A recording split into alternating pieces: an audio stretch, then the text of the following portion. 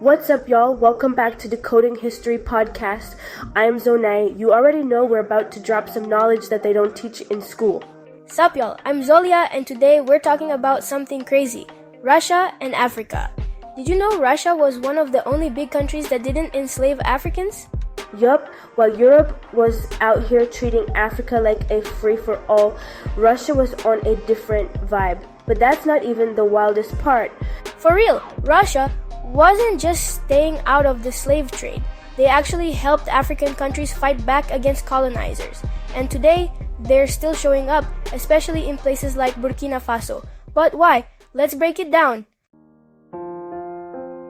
Alright, so let's set the scene. The transatlantic slave trade, straight up the biggest kidnapping in history. Countries like Britain, France, Spain, and Portugal were out here grabbing millions of people and selling them like products. But guess who wasn't in the mix? Russia. No ships, no plantations, no part in the trade. While the rest of Europe was making crazy money off slavery, Russia wasn't in the game.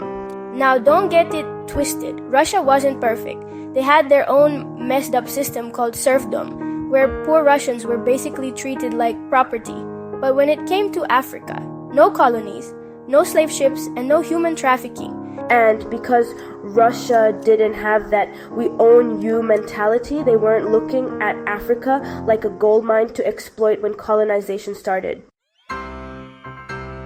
Now let's jump to the 1900s. African countries were like, enough is enough. We want independence. And guess who was like, bet, we got you? Russia.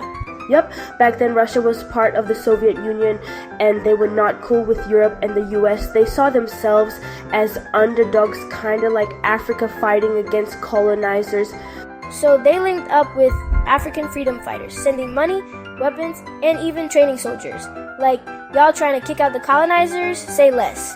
Some of the biggest independence movements had Russian support. Angola, Mozambique, even South Africa during apartheid. Russia was right there, helping people take their countries back. Alright, but here's where it gets even wilder. Russia is still involved in Africa today. And in some places like Burkina Faso, they're actually helping African countries push out their old colonizers. Yeah, and in 2022, Burkina Faso was like, we're done with French control. So they kicked out the French military, and guess who they called instead? Russia. Now Burkina Faso, Mali, and Niger are teaming up, getting rid of European control and working with Russia instead. It's like a whole new wave of independence. And Russia is playing chess, not checkers. They're making moves in Africa, but the big question is why?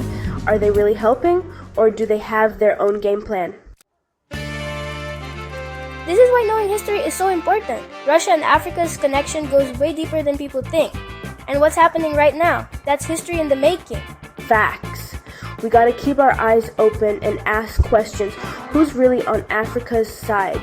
And what does the future look like for the continent? Y'all, let us know what you think. Hit us up with your thoughts, and don't forget to like, share, and subscribe to Decoding History Podcast. Until next time, stay curious, stay questioning, and keep decoding history. The revolution will be televised. Peace out.